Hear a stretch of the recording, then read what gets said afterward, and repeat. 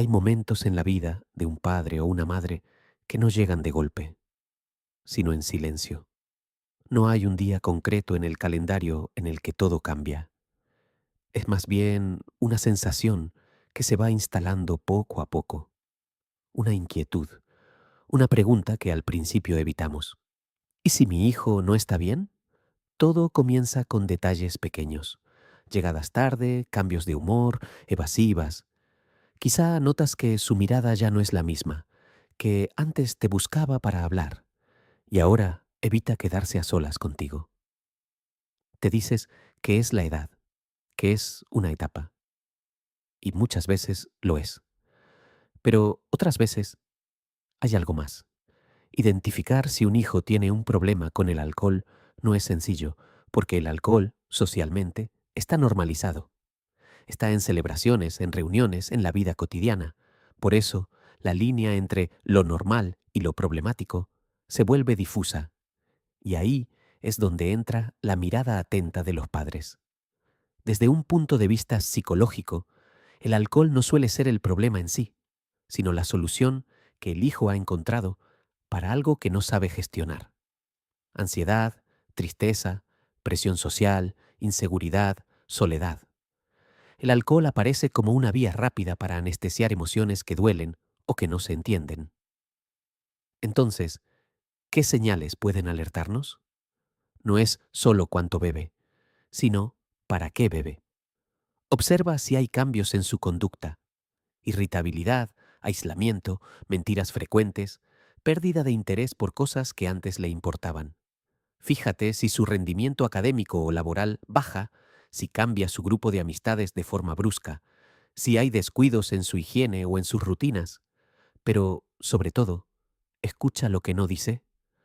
Muchas veces el consumo problemático viene acompañado de un vacío emocional, y ese vacío se siente en casa. Y aquí es donde aparece uno de los mayores retos para los padres: aceptar lo que está pasando sin negarlo, pero también sin caer en el juicio. Porque cuando sospechamos que nuestro hijo puede tener un problema con el alcohol o azul, lo primero que aparece suele ser el miedo. Y detrás del miedo, muchas veces, viene la culpa. ¿En qué hemos fallado? Y después, la rabia. ¿Por qué está haciendo esto? Pero hay algo importante que entender. Tu hijo no es el problema. Tu hijo está teniendo un problema, y esa diferencia cambia completamente la forma de actuar. El primer paso no es confrontar, ni castigar, ni imponer. El primer paso es acercarse, acercarse de verdad. No desde la autoridad, sino desde la conexión. Elegir un momento tranquilo, sin prisas, sin tensión, y hablar. Pero no hablar para acusar, sino para comprender. En lugar de decir, estás bebiendo demasiado, puedes decir, he notado que últimamente no estás bien, y me preocupa cómo te sientes. Ese pequeño cambio en el lenguaje abre una puerta, porque el juicio cierra, pero la preocupación sincera abre. Es fundamental que tu hijo no se sienta atacado, porque cuando alguien se siente juzgado, se defiende, y cuando se defiende, deja de escuchar. Desde la psicología, sabemos que el cambio no ocurre cuando alguien se siente obligado, sino cuando se siente comprendido.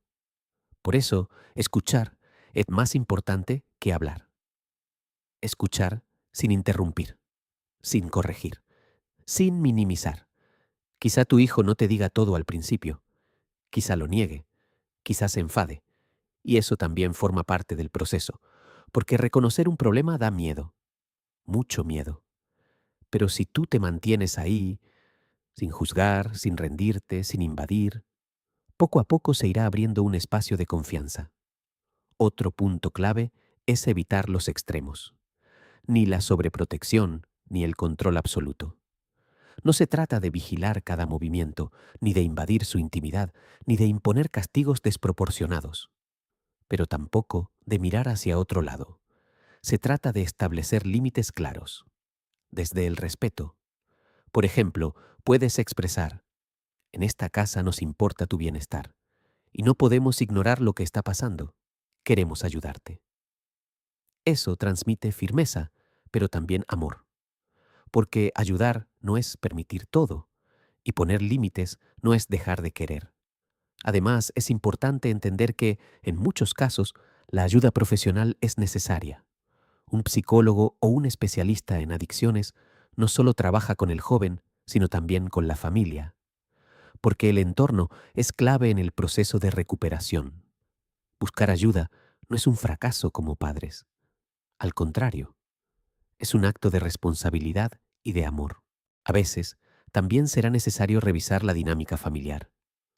Preguntarse cómo se comunican en casa, cómo se gestionan las emociones, qué espacio hay para expresar lo que duele, porque un hijo que bebe en exceso no suele ser un hijo que quiere hacer daño. Suele ser un hijo que no sabe cómo manejar lo que siente. Y aquí viene una de las partes más difíciles, la paciencia. El cambio no es inmediato. Habrá avances y retrocesos, días buenos y días muy difíciles, momentos en los que sentirás esperanza y otros en los que pensarás que nada está funcionando.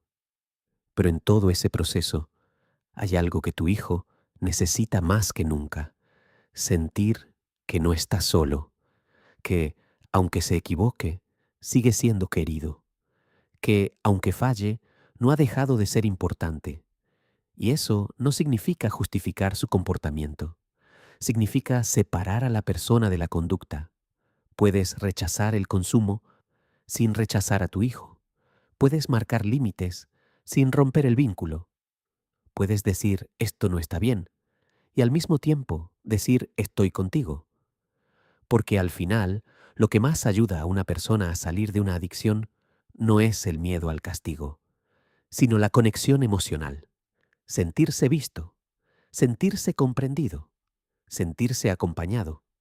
Y también es importante que, como padre o madre, te cuides a ti mismo, porque acompañar a un hijo en una situación así desgasta, genera ansiedad, tristeza, impotencia, y no puedes sostener a otros si tú estás completamente agotado.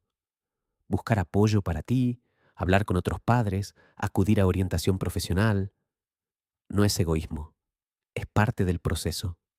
Recuerda esto, no tienes que hacerlo perfecto. No existen padres perfectos. Existen padres que lo intentan, que se equivocan, que aprenden y que aman profundamente. Y ese amor, cuando se expresa sin juicio, con límites y con presencia, tiene un poder enorme. Tal vez no puedas evitar todos los tropiezos de tu hijo, pero sí puedes ser el lugar al que quiera volver.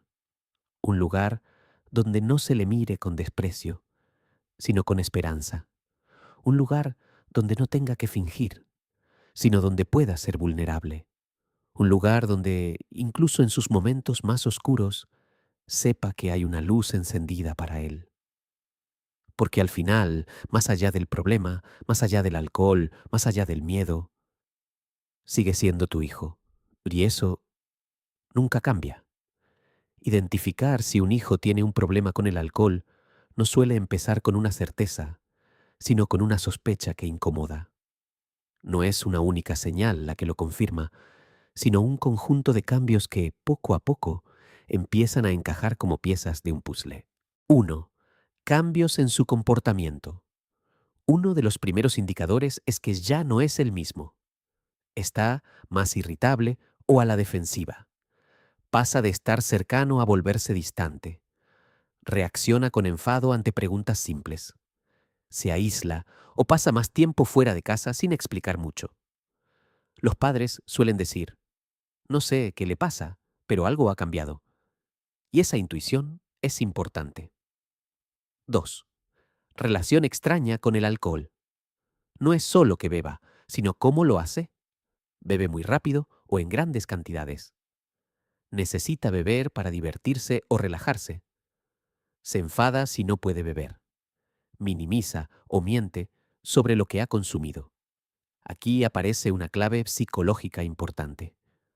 Cuando el alcohol deja de ser social y empieza a ser necesario, hay una señal de alerta. 3. Cambios emocionales. Muchas veces el alcohol tapa algo más profundo. tristeza o apatía constante, ansiedad o nerviosismo, baja autoestima, sensación de vacío. El alcohol, en estos casos, funciona como una muleta emocional. 4. Deterioro en su vida diaria. El problema empieza a notarse en su funcionamiento. Bajada en notas o problemas en el trabajo, falta de responsabilidad, olvidos frecuentes, descuidos en su aspecto o higiene. Es como si su vida empezara a desordenarse. 5. Mentiras y ocultamiento. Cuando hay un problema, suele aparecer el secreto.